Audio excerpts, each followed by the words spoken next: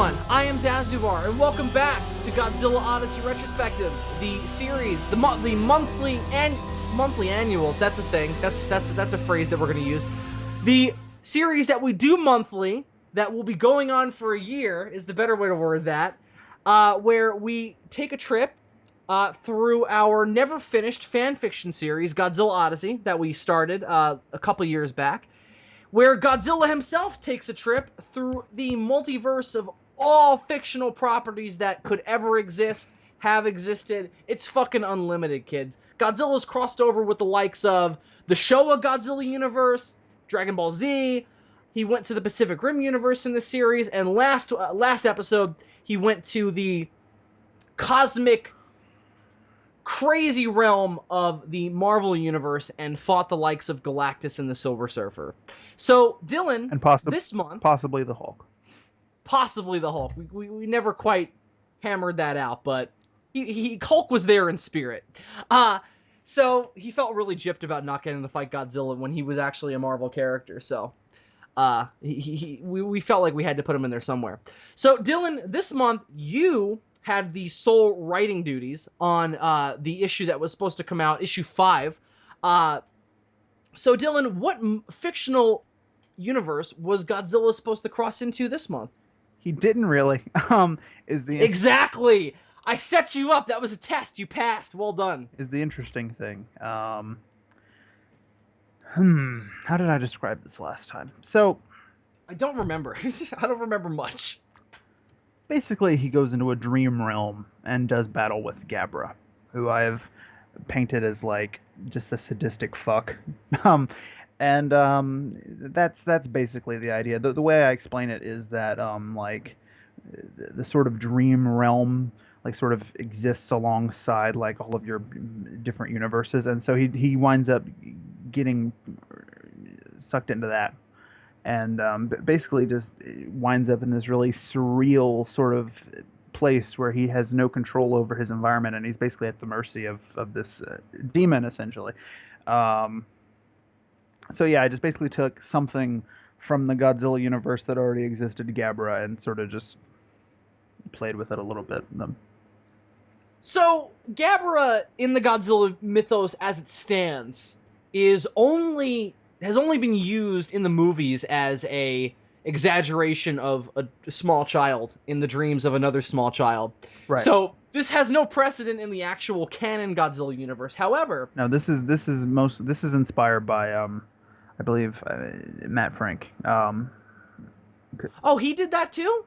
Because I was gonna bring Wasn't up that? No, Godzilla X the wait. Kaiju Wait Killer. a minute. Yeah, Yeah, you're right. It's Godzilla X the Kaiju Killer. Because yeah. if I'm remembering correctly, in Godzilla Neo, his version of Gabara was just a fictional character because Oh, okay. like Minya was a fictional character in that universe, Huh. like something like that. See, I never read like the writing that he ever did for that. I only just ever saw the art. That's interesting though. Let me So double check that real quick while you're talking.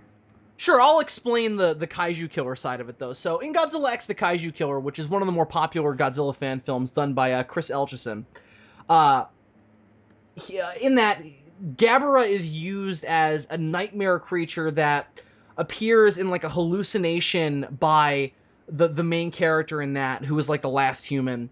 I don't. It's been a long time since I've watched that, so I don't really remember the specifics of it. But he only appears in like one scene very briefly, and then he seems to be thwarted. But that version of Gabara is pretty much sort of an approximation of what Dylan ended up doing with him in this issue of Godzilla Odyssey, where he appears in people's dreams and he tortures them, and he does that to sustain himself, sort of, and is just a creature that exists in this sort of, you know, psychedelic dream realm, in the minds and psychologies of all people. It's not a real physical monster as it is in Godzilla's Revenge, which I think is Okay, definitely the most clever use of that character. so if you read the Godzilla Neo Gabra thing on DeviantArt that that Matt Frank put up. It doesn't really say explicitly in that Gabara is a fictional character. It basically just explains sort of the basics of what happened in the movie, but it does mention Minya. And when you go over to Minya, or Manila as he likes to say, when you go over to the Godzilla Neo Minya thing, it is very clear that Minya is just a manga character in the Godzilla Neo universe. Oh, that's a great idea. That's really clever. I like that a So lot. basically, you get to have your Minya and your Godzilla Jr. because they just had Minya be a manga character conceived of by Ichiro Miki, so the guy from the movie. Uh, That's great. That's really clever. But so so that version of therefore, Gabara, so therefore, I extrapolate that since Minya is stated to be a fictional character and Gabara is only really stated to be in this one instance, which is a conflict with Minya, that Gabara is also fictional in this. right? Which he is in the normal Godzilla mythos as well. So he Yeah, kept that. But yeah. so your inspiration was obviously, or I guess so. So Well, actually, did you cut? if you could rewatch Godzilla's Revenge and interpret it in the way that Gabara is the way he is in my story, he might not actually be entirely fictional. Well, because in your story, it's explained that the realm that Gabara inhabits is accessible from everybody in every other universe through dream states and through your mind wandering, Yeah, as you say. it's supposed to be the only form of interdimensional travel that is available to mortals, to Right. people who are not of a higher station in the universe. And only their imaginations can take them there. Right. Just like the cinema. uh, so uh but point being, um so by that logic then, maybe Shinkichi Sakazawa and Ashiro Honda took a little trip via daydream to Gabara's dimension and got the inspiration for him from that. So maybe that's the way it worked in history, kids. Maybe that's what actually happened. I'm sure if Ashiro Honda and Shikichi Sakazawa were still alive and you asked them that now, they would definitely be like, "Yep, we got it from a weird dream dimension." They'd be like, Thanks, Dylan. how much acid have you been doing? Not enough. So D, why don't you give us a breakdown of the plot of what exactly goes down in this story? Because unlike the last two issues we talked about, you actually wrote not a full story, but you wrote like a I had treatment for like, this. well, I had like most of it written, is what happened. Yeah. I had like three-fourths of it written, rough draft. So not Very rough. No, it's extremely rough. Uh, just the way I like it. rough as a cat's tongue. No, Oh fuck, that's rough.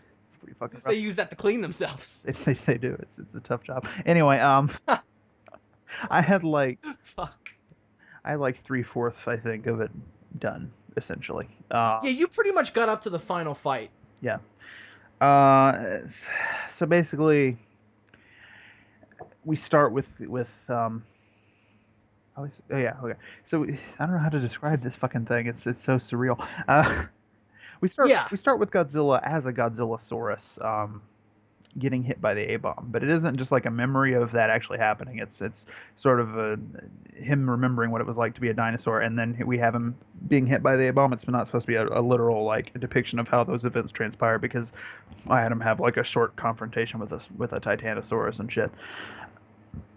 But so we open with that, and then he gets hit by the A bomb, and then he sort of does that thing that they do in the movies where he like wakes up from the dream, not realizing that he has woken up into yet another dream. That trope that we He's like, all oh! He wakes up in a cold sweat. He looks at his claws in bewilderment. that trope that we all hate, but I did anyway. And so yeah, so he finds himself on Monster Island in what he thinks is his home universe He's like, oh, fucking thank God, I'm finally back on my irradiated, filled with monsters that hate me island. Home. because he's in the dream dimension. He's able a pretty much exact replica of his Monster Island is presented to him. So he thinks he's finally managed to get home through some unknown means. He discovers an egg. Strangely enough, the egg hatches into a baby Godzilla, as has happened in different versions of the continuity before. But then almost immediately afterwards, shit goes down, and Gabara shows up and just brutally murders the baby Godzilla, in possibly one of my favorite scenes I've ever written. Also Godzilla. Because it involves child murder. Yeah, and And Gabara Dylan got to live out his dreams. No. and Gabara just basically spends the rest of it just fucking with Godzilla in various ways that I don't necessarily want to spoil at this moment. But yeah, that's the basic idea. Is there anything you would add? Well, so in the meantime, we should keep up with him. Eulicles, he's fucking around. He's trying to find Godzilla. He has no idea where he's gone to, because so the idea is that Gabara brings Godzilla into his universe, because Godzilla doesn't end up there just because of the force that's pulling him, right? Don't you also say that Gabara brought him in there intentionally? Well, it was actually a plot by the leaders of the hierarchy. Oh, so they do it intentionally. Yeah. Okay. Okay, gotcha. I thought it was just a happy accident that they were willing to take advantage of. No, I mean, maybe I didn't make that clear enough. Yeah, the idea is that they've actually manipulated events so that instead of showing up wherever Godzilla would have showed up before, he ends up in this dream dimension because basically they're hoping that Gabara can keep a hold on him and prevent the force that is pulling him, that we have to work so hard not to spoil in these videos. Yeah, yeah. Basically, the idea is that if We'll get there soon enough. We're almost halfway through. the basic idea is that if Gabara can keep Godzilla in his clutches, if Godzilla fails to escape from this dream dimension, then the main villain of the series won't be able to get his hands on him either. So it's sort of it's just what they conceive as a perfect solution to their problem. But Eulicles takes He moral, takes he takes umbrage. yeah, moral umbrage to this plan and sets out to openly defy his chain of command and save Godzilla from the dreamscape, I guess you could say. So Right. Eulicles taking on a bit more of a proactive role in this instance. He's not just sitting out there watching buildings get crushed and being like, "Hey, don't kill Godzilla." Why? Because you need him. He takes a little more of an active role in the goings on this time. Yeah. Uh, so yeah, so Godzilla is trapped in a nightmare dimension, more accurately, Right. and Gabara is toying with him and torturing him for his own amusement, uh, and having just a fucking gay old time, as the Flintstones would put it. He is Uh, indeed so, so in his incredibly gay apparel. the gay ra. So anyway, that's a joke nobody listening will get. And we love those here. So Dylan, having something to actually read and kind of critique this time, differently than the last few times we've done this. I feel like it would be kind of unfair to criticize like the actual writing of it this time, because this never got released and this was just a rough draft. And you also wrote this before we had two other issues written prior, so you didn't have any kind of continuity to go off of. So I figure this time we'll just kind of criticize the story itself and talk about what we might change and kind of what we think of what you had here. But this one's fucking probably the most interesting one that we had detailed out, I think. Mm-hmm. Because the idea of making Gabara this nightmare kind of demon character Right. is incredibly interesting. Which again, and really good. And again, it comes from another place. We certainly got it from it was the Kaiju Killer. But I think the idea here was to go even further with it. Because Yeah, because he's just like a Freddy Krueger type in that. And in this, he's like a full on like lord of this entire realm. he's sort of Mephisto in a way of this like He is very Mephisto. dream dimension. I didn't realize that until just now because I've been reading a lot of Ghost Rider lately. But he is very Nerd. Mephistoian, whatever. Mephistophelesian. Sure. He. Yeah, the idea, because in Kaiju Killer, yeah, he has that element to him, but he's only like one cog in the much bigger plot in that. He's just sort of there while all this other shit is going on at the same time. Whereas this, Right. I feel, is a lot more focused on him and the concept of him and what he is. Right. So that idea is incredibly interesting, and I think that really, like, just the ability to kind of go off and do whatever you can think of with that. Like, it's just a limitless idea. Like, you could do so much with that version of Gabara. You could bring him back as many times as you fucking want. I think it's a really cool direction for him to take. I know Yeah. you said you didn't It's want an to interest. spoil. It's an interesting villain because even well, we can spoil shit. I just didn't want to spoil it all in the first 10 minutes of the video. Oh, I I was thought gonna it, say like I let's thought it not would not spoil things because we're gonna have nothing to talk about then. I thought it would be better if we let those points come up naturally in the conversation as Sure, opposed to me sure, no, definitely. spout them all out at the beginning in like this sort of forced synopsis that wasn't going very well. He no, but an interesting thing about Gabra, you were just mentioning that he could be brought back in the future if we so desired. The cool thing about this version of Gabra and what he is in this story, at least in my opinion, is even at the end of the day, when Godzilla Odyssey is over and Godzilla gets back to his home dimension, he still doesn't really escape Gabra because eventually he's got to go to sleep. Like he can literally Holy shit, you're right. I didn't think about that. he can literally dick with him whenever he wants. It won't be as extreme as in this case, because in this case he's actually physically in this dream dimension, and that, Yeah, I was gonna bring up that was another really interesting thing with using Gabara as a villain was that he finally got to torture somebody physically and not just mentally, and he fucking like relished in that, and that ultimately turned out to be the thing that fucked him over because he put off killing Godzilla until the very last minute, and that ended up being the thing that fucked him over. yeah.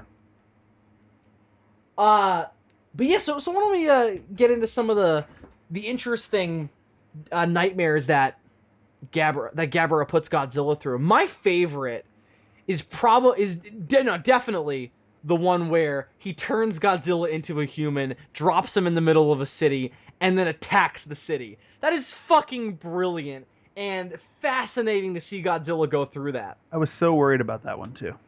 Like there were so many moments when I was like, I know I've got this dream scenario in which I can like pull off anything that I want to pull off, but at the same time, have I jumped a shark here? Like that was sort But of I don't think you can jump the shark because this series is a series about jumping the shark as it is. yeah. And more than that, you can get away with anything in that dream realm and more and additionally to that, you're dealing with a villain unlike in most other Godzilla stuff who has sentience and can speak and can communicate and can kind of, you know, basically he's omnipotent. He's in mental communication with pretty much any being in the universe. So he pretty much knows everything, right? So it makes total sense that he would put Godzilla in that situation because he's got to be in contact with people on Earth who are having nightmares about Godzilla, who have lived through a Godzilla attack, who he knows that experience through them, so it makes perfect sense to me that he would want to put Godzilla through that ordeal because he knows that it would fuck with him because he's seen the way it fucks with those people. Right. That's crazy interesting to me. Well, I like my villains to be sort of very what's the word? Sadistic, awful. Well, those things too. But the word I was looking for is like shit. I should have been drinking. And by the way, I'm the the word I'm looking for is you just have a mental breakdown like my alcohol's taken over my life. what's the fucking word? I had it in my brain a few minutes ago. Eloquent. I like I, Eloquent. There we I like a go. villain who's kind of eloquent. So even though in concept he's sort of like a Freddy Krueger Mephisto type of thing, I almost wrote him as if he was like uh fucking Hannibal Lecter. Like that's kind of He's very Bond villainy too, and just the elaborate nature of his plan and the means by which he tortures the hero. Like it's the very Bond villain thing of like, oh, I'm not gonna kill you now. I want you to see my plan fall out first. You know, like I want you to really feel the pain. So I'm gonna draw out your death as long as possible until you can inevitably fuck me over. it was me, Godzilla, the author of all your pain. Oh fuck. I'm your brother, sort of, In a weird kind of you were adopted way. but not really adopted. No, Fuck you. just like one of those weird like, hey, that guy you call uncle, but he's not really your uncle, and someday he'll probably get drunk and touch you. That kind of way. Just like that. How dare you? How dare my dad like you better than me, you piece of shit? Go back to our Spectre review for context, kids. Yes, indeed.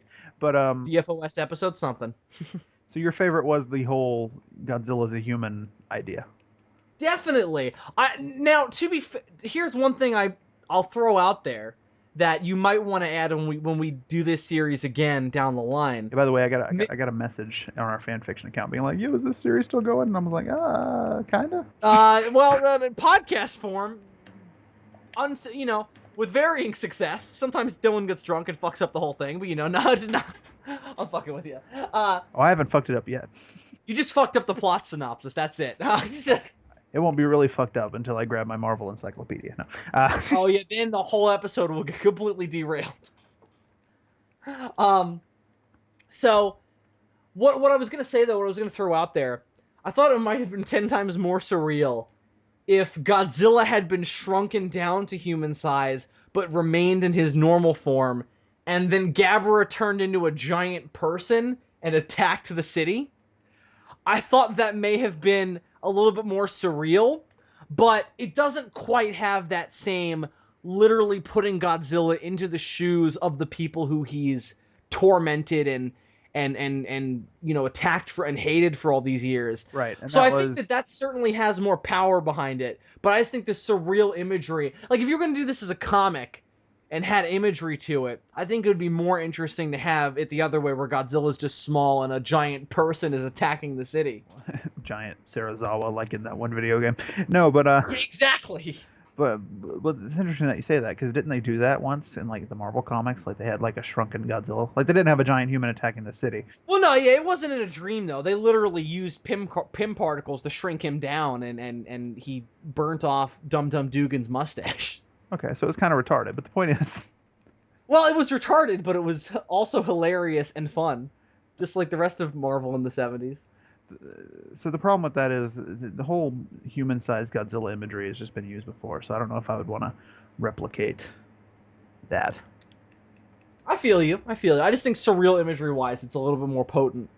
Like I would want that as like a painting on my wall, just like Godzilla running away from a giant person attacking a city. Like that's amazing. But I totally know where you're coming from, and I do think that in the context of what you wrote, it definitely makes more sense.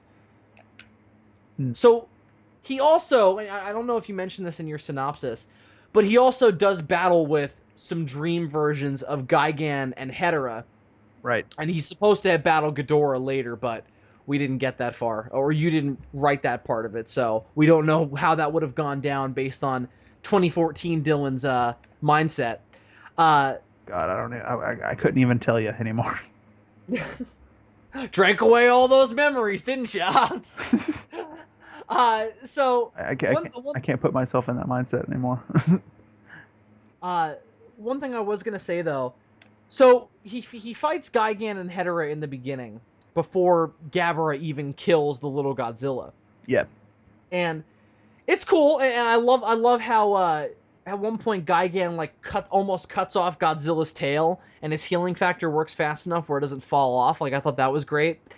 But I thought that fight went on a little bit too long, because it goes on for a while, and it's before we even know what's going on. So I just kind of felt like, let's kind of get to the interesting dream stuff, because right now this is just kind of a normal monster fight, you Well, know? there are kind of two phases to it as well. There's Godzilla fighting them when he literally just thinks it's Gigan and Hedorah, and there's Yeah. Godzilla fighting them after Gabara shows up and like makes his big reveal, and then it becomes even more difficult because at that point, the dream Gigan and Hedorah sort of stop acting with any like type of like agency of their own. They just basically become, Restriction to the monsters that they are. That I did find interesting. they basically just become extensions of Gabara's brain. He essentially uses them as just extra limbs at that point. Right.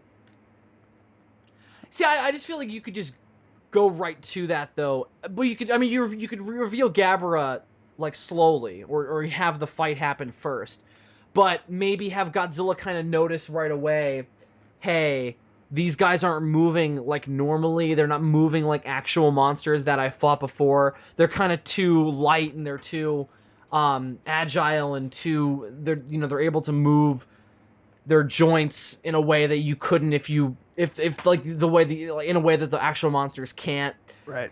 I feel like you just have them notice that right away, and then a couple of paragraphs later you reveal Gabara, because it's fine the way it is. It's just a normal kaiju fight though, Right. and we've had a lot of those already in this series. So I just feel like it's kind of more of the same. Well, the idea was that Gabara was just sort of basically testing Godzilla in that he wanted a demonstration of his fighting prowess, and so he just sort Right. of creates these dream versions and just lets them have at it for a little while. And then at one point he's like, "That's enough. You know, I've seen what I need to see. Time to start torturing the fuck out of this guy." Right. And I did really like how he wanted to test out Godzilla's fighting prowess because he's heard so much about how great it is. Through all his different encounters of beings of different universes. So I really like that element of it. Because I really like playing with the idea that Godzilla is a thing that is known in a bunch of other universes. That it's not like there's one Godzilla and he's the one who we're following. He is just one Godzilla of many's. Many's. Oh my fucking god. Many. I'm not even drunk. I don't have an excuse. That was just fucking poor education just coming out.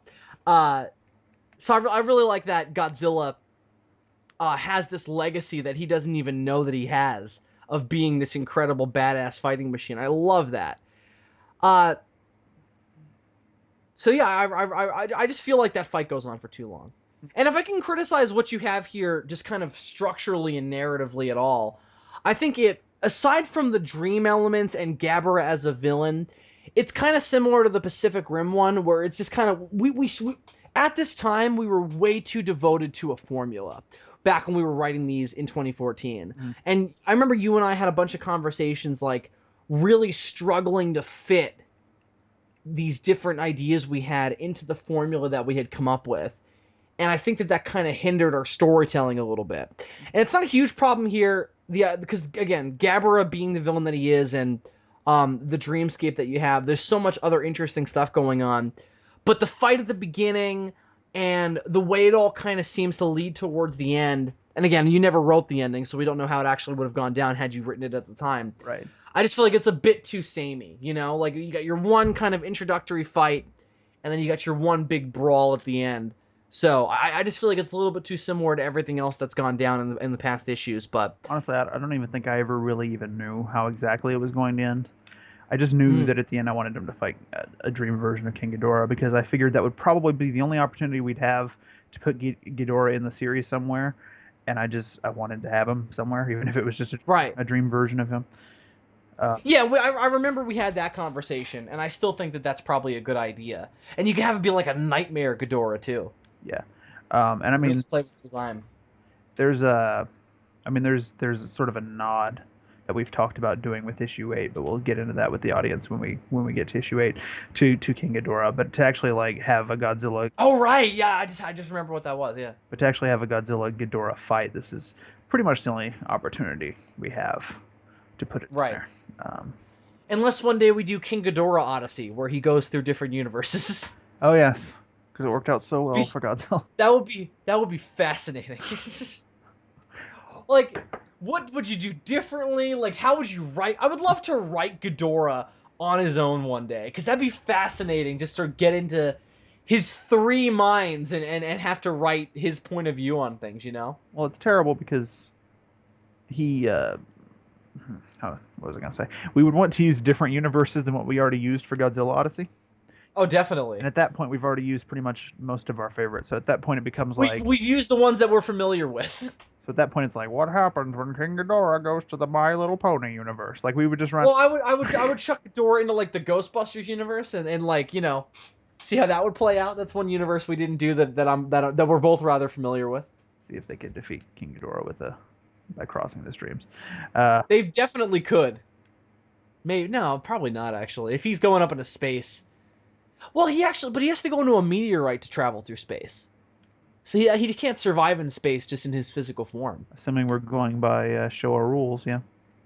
Hmm, that's the one you'd want to do because I think he's.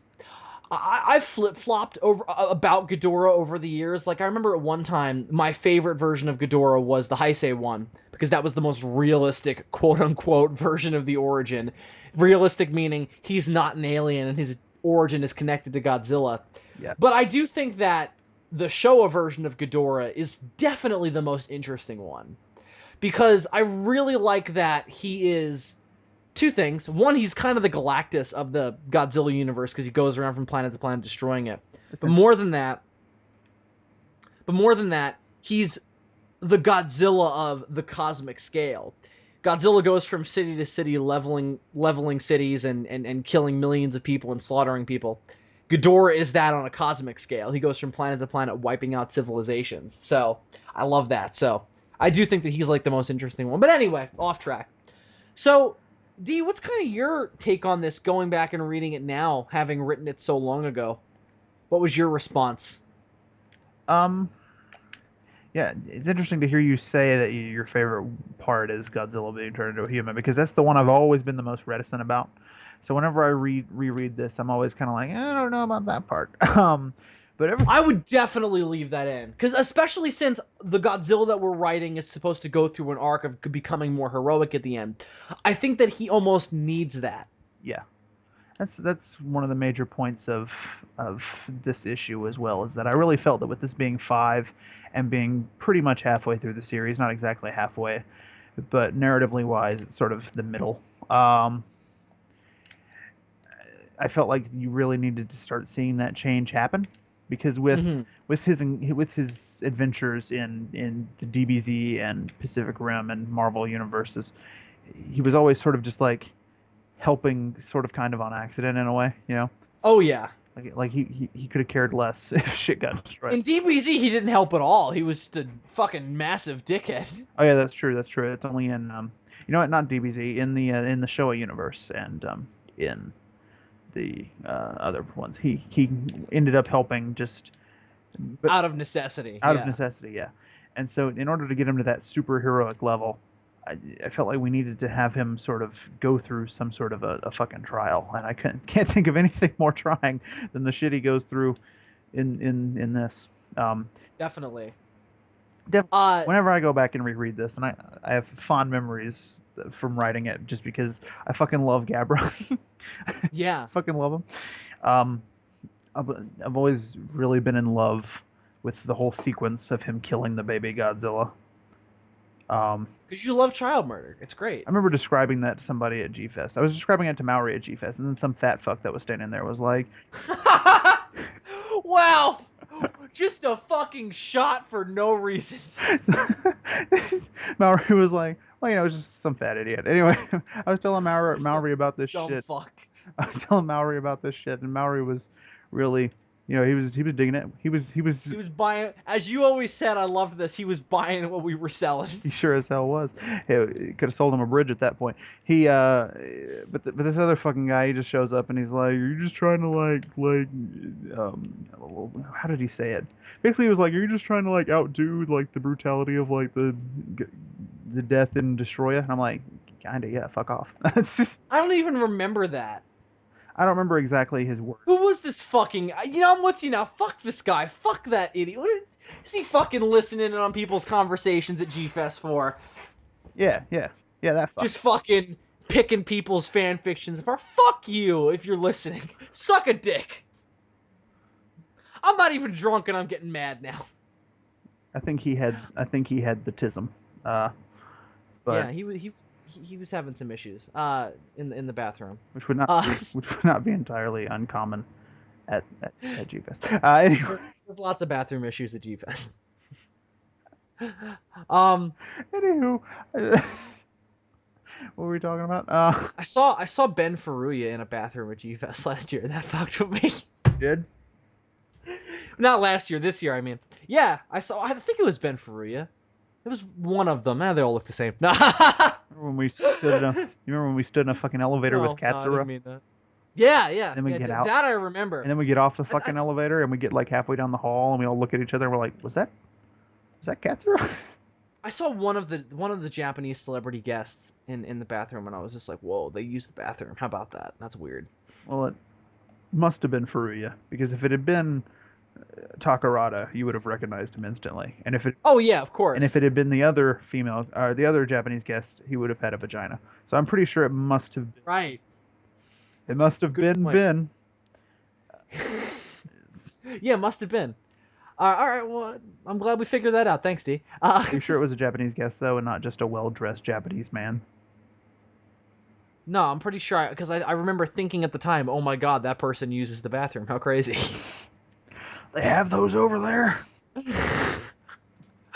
No, they got squat toilets over there, D. They're not using toilets. They're squatting over holes in the ground and just taking a dump, you know?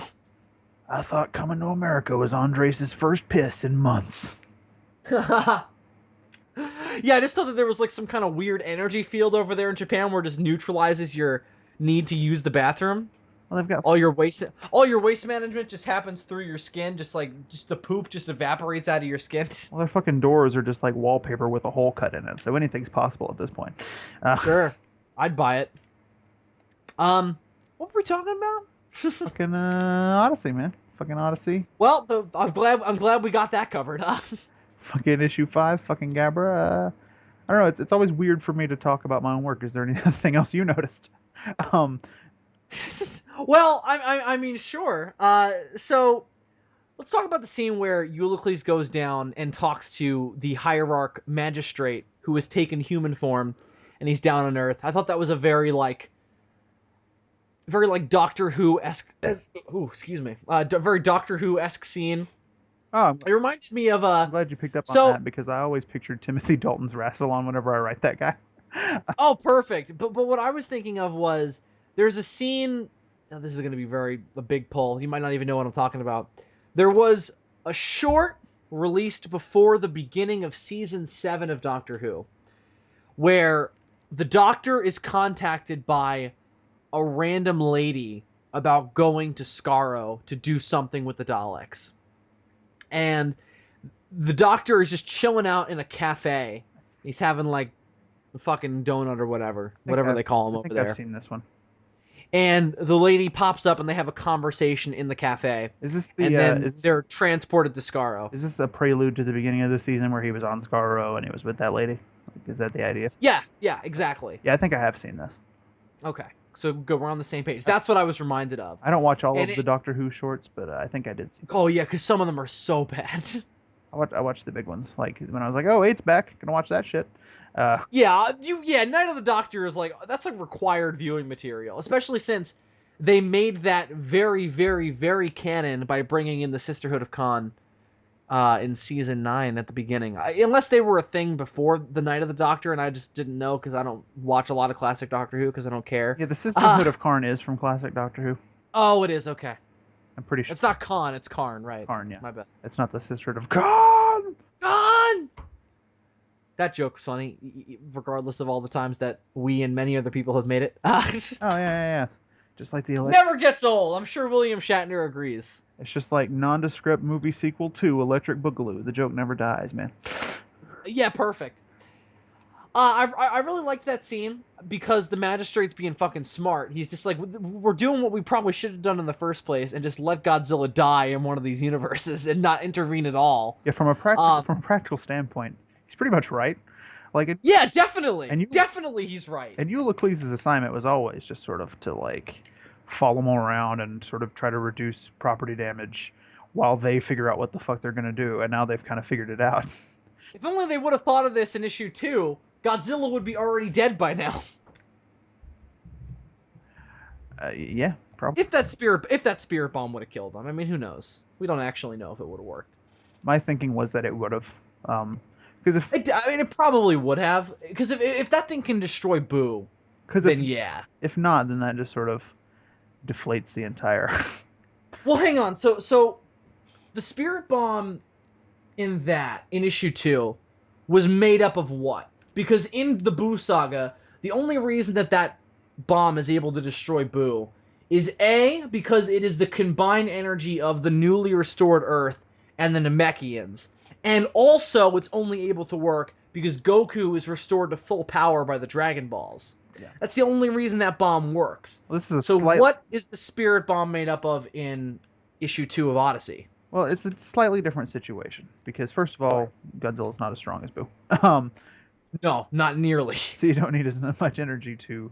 And by the way, the Godzilla fandom has gone way too crazy with making Godzilla like this god-level unbeatable being because he's really not. Yeah, when I heard Boo about I still haven't read Godzilla in Hell, but when I read about some of like the Spawn levels of OP shit that goes on in that, I was like, I'm not gonna like it. No, he doesn't do anything too crazy in that. Have you actually gotten to read it yet? Yeah, I read the full thing. Okay, I don't remember. I've been meaning to do a review of it for ages. I just never got around to it. I wanted to reread it before I did. It's not like amazing or anything. I've really enjoyed it, but it's not perfect. But he I'll doesn't read do it anything on too crazy in read it that. online. Maybe we can do it for an episode of DFOS this season. Sounds great. Sounds great. We, Let's do it. we need topics. We do. Anyway, oh wait, Black Goku's not done. What are we gonna talk about on DFOS? fuck.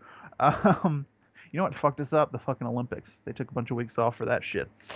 Did they really? Yeah, they didn't air shit during the Olympics. Those. That's why there's. Because I've recently went back and watched all the Black Goku stuff that I hadn't caught up on, and there was only like 3 episodes. I was astonished. Yeah, you know, there are always like odd weeks where they announce they're gonna take a week off, but this was specifically because like, oh, the Olympics are happening.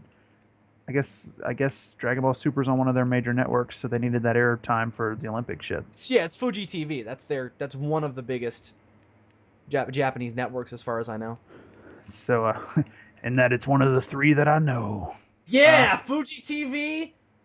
Akira Toriyama, please support the official release. I gotta watch episode 55. I just literally resorted to reciting the abridged promo at the beginning of every episode.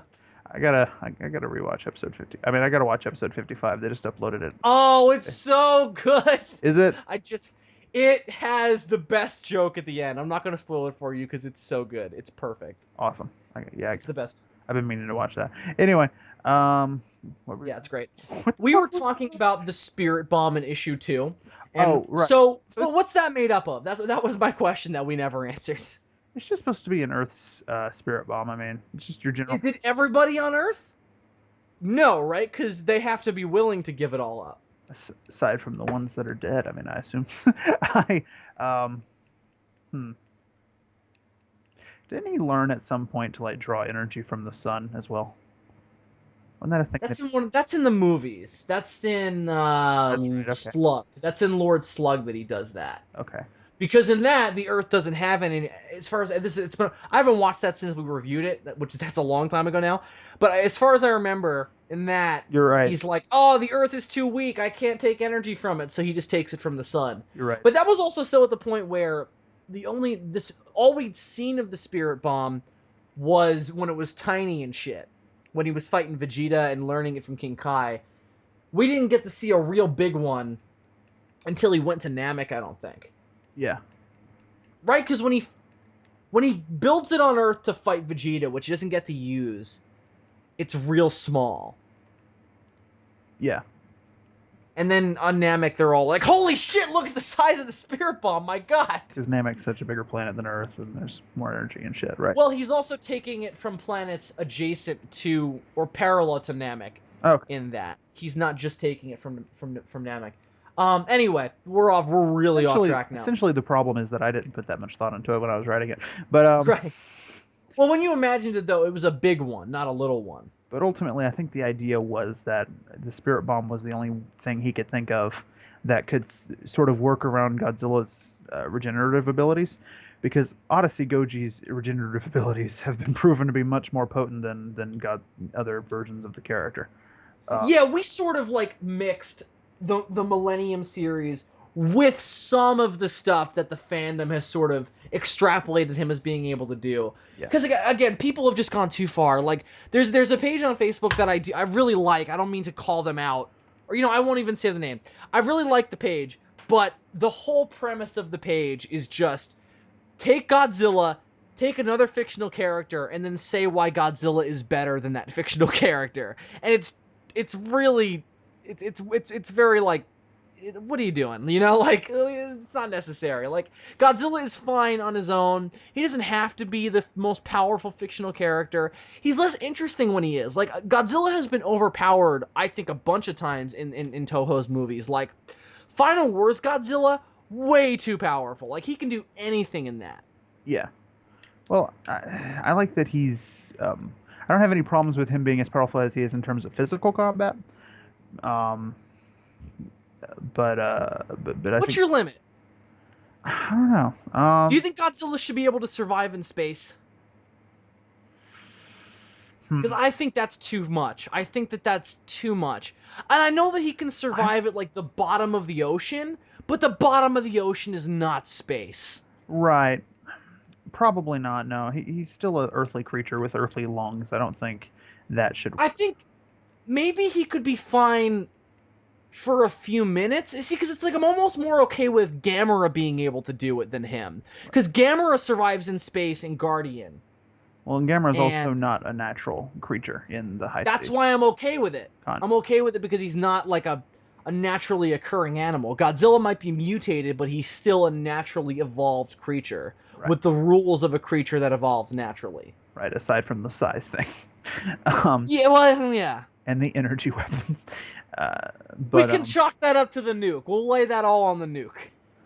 that's how nukes work. Well, yeah. Well, like the version of I think the reason that Final Wars' combat capabilities doesn't bother me is that his design is sort of built more for combat. He's a slimmer, more agile type definitely. Godzilla design. So when he pulls off like karate moves and shit, I don't see it as that big of a problem, really. Um, And it doesn't really even bother me also because that's a Godzilla that's been around for a long time. So I'm kind of okay with him being as strong as he is in that just because that's a Godzilla story that's set at like the end of the timeline, you know? right, But just for like a run of the mill status quo Godzilla, I don't want him to be that strong. right. Because at that point it's so far removed from what he started out as. Like he's just an animal in the original Godzilla. Like in the original Godzilla he's bothered by loud noises. Yeah, Like that bugs him and annoys him. yeah, So when you get to the point where he can survive in space, I just think it's too much. yeah. Anyway, so we're way off I track. would agree that Um, you really jumped the Zigra at that point. But Absolutely, you're jumping the Zigra. I wish there was a shark-based Godzilla kaiju that we could pull for that, but there isn't. exactly. Um, Why hasn't Godzilla ever fought a shark? It's bullshit. right, Ghost Rider fought a shark. He did for no reason, but he fucking did it. Sort of. um, Do you remind me after we get off recording? I don't want to bring it up now because we're just gonna go down another rabbit hole, but I want to ask you about that because it's been a long time since I've read it. So, okay. all right. So what else should we bring up with this? I feel like we're running out of things to bring up here. So Hmm. Oh, what I was saying before is that we kind of exaggerated Godzilla, which is fine because it's our own person. It's a version of the character that we've invented for ourselves. So his rules are slightly different than any of the ones you've seen in the movies, anyway. yeah, he's more powerful. Yeah, But his healing factor is basically the Hulk's healing factor, but on a it's more like Wolverine's, I would think. more massive scale. Like the way he heals in that DBZ story is just insane, and Yeah, that was the idea behind only being able to defeat him with the Spirit Bomb, because it was like we got to like mangle him beyond regeneration, and we got to do it all in one blow, essentially. yeah, which was also the idea with Boo was that you need there to be nothing left. Right. Um, Yeah, definitely. It's a lot more like Deadpool's and Wolverine's where it's instantaneous. In Godzilla 2000, which is the first movie to ever directly bring up his healing factor, Right. they explain that I think it takes 24 hours for it to really kick in. Yeah.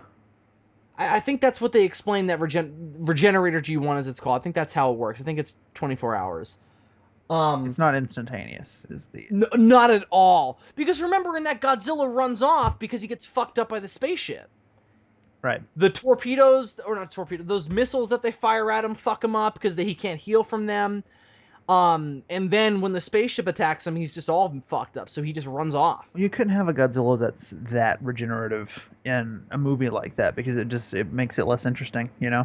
Well, I mean, the military's not even doing anything to him anyway. Like the only thing that they fire at him that does anything are those torpedoes that go straight through him like crap through a goose, like as that guy says. Yeah. Did that line stick with you when you were a kid? Because when I was a kid, that moment where he goes, it's gonna go right through Godzilla like crap through a goose. That stuck with me throughout my entire life. It didn't resonate with me as much simply because I've heard that expression before. Like Really? I've never heard that before. I get the feeling that it's so weird to you because you're in the north. But Is that a southern thing? I've never heard like crap through a goose before. I don't know if it's explicitly a southern thing, but it's a bit of like an older like saying that doesn't really get used that often anymore. But I've heard it before. It's talking about like, like, crapshoot or whatever. But I mean, I get it. It's like crap goes through geese quick. I get it, but it's. I just had never heard that before. All right, so without any more tangents, D, I think the best way to wrap this up is what would you add to this if you're going to write it now? What are you just having just reread it, this conversation having occurred? What would you add to it now? I've only got one thing I would suggest that might be kind of cool, but I totally get if we don't want to do it. What would I add now? Hmm. What would I add? Well, let me throw out mine real quick. Mine's quick. Yeah. I think it might be interesting, given the story that you have here, if it ends with Eulicles saving Godzilla and Godzilla never even really getting to fight Gabara. So I think it'd be kind of interesting if Eulicles gets Godzilla out of this completely on his own, without Godzilla's help even. Like, to really show that he's developed an appreciation for Godzilla over this time, and that he really doesn't agree with the hierarchy and really gives him something to do. And it also might be kind of interesting for Godzilla to have to go, how did I get out of that? There's no way I would have been able to get out of that on my own. I think that's kind of interesting. What do you think? So what you're saying is you don't have the part where essentially Eulicles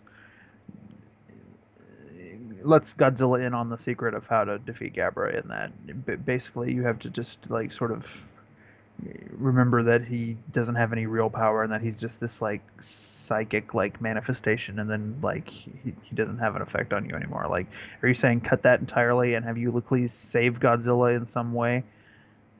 Is that the idea that you're trying to Yeah, get across? so sort of. I'm not even saying you have to cut that. I think you can just work it in differently. Like maybe Gabara just fucks Godzilla up to the point where he just can't do anything anymore. Maybe Gabara just fucking imprisons Godzilla and he and Eulicles have to face off. Cause isn't the idea supposed to be that Gabara can't really do anything to the hierarchy? Yeah, I Like mean the idea is that he can't leave his fucking dream dimension. He right. has no physical form. He has no agency beyond the dream dimension. If he exists as a facet of the dream dimension. If he was to leave, I mean, it's inconceivable. He can't exist without that, without being. It's like Omega from Doctor Who. Right. That's a classic Who story you've seen, right? He couldn't Yes, I have seen that one. he couldn't leave his antimatter universe because he didn't have a body of his own.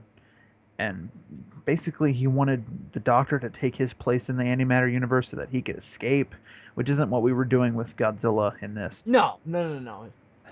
Um, but it's a similar predicament. He can't leave. He cannot leave the dream dimension. Yeah, I really like the idea that you mentioned. I really like that idea of Godzilla being able to fight back because he now realizes that he's in a dream.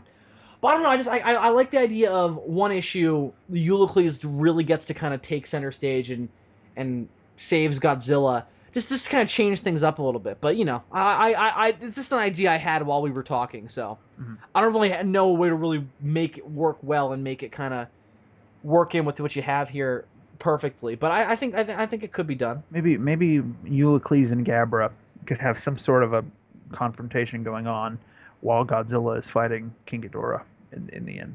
Um, That there you go. That's good. What if okay? So to make both ideas work, what if Eulicles is the one that gets them both out of the dimension, and Godzilla has to hold Ghidorah off? that's a possibility. Yeah, because basically my thinking with bringing Ghidorah into the end is that if you look at the Showa continuity, Godzilla never beats King Ghidorah on his own. He always No, has help from somebody. And he so does not. my thought was maybe it's the same way in the universe that Odyssey Goji comes from.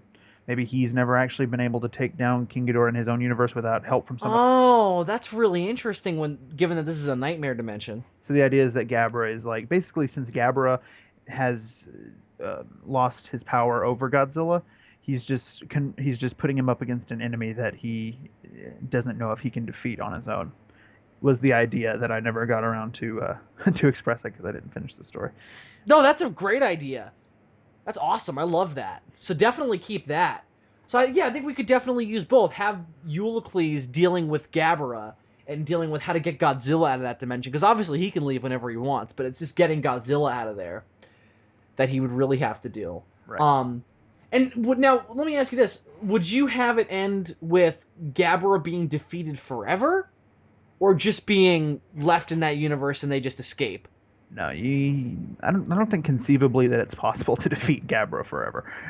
The version of Gabara that's presented here, I don't think it's something that you can really do. Because he isn't even like a Freddy Krueger in that he's not like this thing that has attached itself to the dream dimension. He's literally like a facet of like just the way the cosmos work in All right, question. this story. Yeah. Question. I know you may not have thought about this. This will be a test of your improv skills. Did the dimension exist first, or did Gabara exist first? A little chicken or the egg question there. Um, I would By the imagine, way, the egg had to have come first. That's just how evolution works. right, because it would have been an egg of whatever the previous species was. It would have been a dinosaur egg, Dylan. No, it would have been some sort of a transition between dinosaur and chicken. Don't Yeah, oversimplify things for these troglodytes. because we're not known to do that. What was I saying? Um, So which came first, Gabara or the Hell dimension? I would posit that the dream dimension must have existed first, and then Gabriel would have formed as a psychic sort of manifestation of just like the fears of the beings that that visited the dream dimension on a regular basis. So like at a point before life, like this sort of psychic plane would have existed, and then suddenly creatures start tapping into it through their dreams, and then their thoughts and feelings have an effect on the composition of that universe, thus creating Gabra. That's how I would imagine it must have gone down. So he feeds on the fear and the anxiety of all these different creatures, Yeah, all these different beings. all the negative emotions that tend to get played upon in one's nightmares, because that's his whole shtick. Gotcha. So he's like the boogeyman in the real Ghostbusters. To bring that back, that's what he Sure. does. He travels from closet to closet, scaring people, and that's how he survives. It's great. I love that show. It's the best anime ever. Anyway, uh, anything else you would add to your little saga here? I don't think so. At this point, an ending. I would add an ending. Sure. And I think we've come up with a decent starting point for one. Right. The ultimate important part of this story. It's weird. It's one of those stories where the process of getting to the ending is really the important thing. Like Definitely. however we resolve it will be fine. Because the main important thing about the issue is this struggle between Gabber and Godzilla and him sort of torturing him psychologically. God, I had so much fun writing. Yeah, I know you did. You know what I used? I used fucking the Super Boo theme, the Bruce Faulkner Super Boo music. It's perfect for writing sadistic characters. Oh, cool. That is perfect. Anyway, because it's like this like carnival ride from hell music. Anyway, um, Yeah, it is a little bit. what was I saying? Yeah, I don't know if there's anything else particularly that I would add. Um, at All right then. this point in the game, I didn't get to reread it right before we did this episode either, so I'm a little bit fuzzier on it than you are. I did reread it recently, Mm-hmm. but it's been a little while, so I got you. I got you. Well, I hated it, so fuck you. Nah, it's just, good, good. no. Again, I think this is the most interesting one we had of all the ideas that we had detailed out. It just fascinates me. And when we were at G Fest in 2014 talking to Maori about it, that was the one that we talked the most about, was that issue and that idea. So Yeah. I really think that was the big kind of the big money shot, I guess you could say, of the entire saga. So we'll see what At least, happens when at we least, talk about the ones that we haven't detailed out yet. But this is kind of my favorite of the ones that we've talked about so far. at least of At least conceptually. yeah, yeah. Well, at least of what we had figured out at the time. This was definitely the idea that I was most excited about.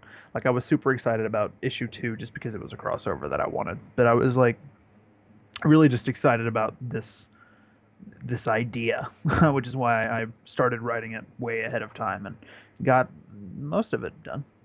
Mm-hmm. I mean, Absolutely. there would have been tons of rewrites and things to go on afterwards because obviously it was a rough draft. But other than that, I mean, I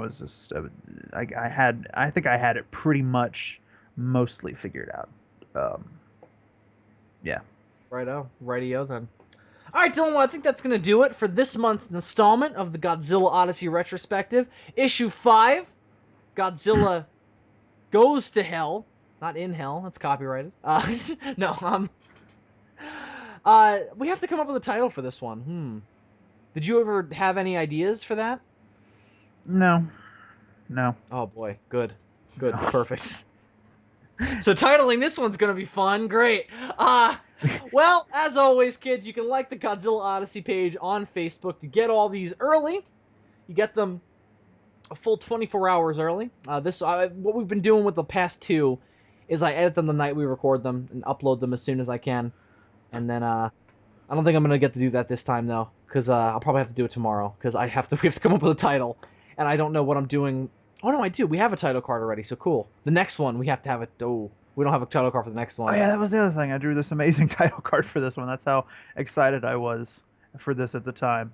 I made this elaborate title card, the most elaborate one in Odyssey history, because it's not just a white background with vague shit on it. Um, Exactly. Oh, all right. Well, enjoy that, kids. You've been enjoying it. You've been looking at it this entire time. So I hope you did enjoy it. So we'll see you next time. And Dylan, what universe is Godzilla going to be fucking careening into next time? you would ask me that when I don't have my notes open. Hold on. I have, I was looking at you. I'm like, does he know off the top of his head? Because I certainly don't. Of course not, of course not. But that's why we write things down, Bill. Absolutely. Or that's why you write things down, and I rely on you to have written them down. It's this beautiful invention called Microsoft Word. Ugh.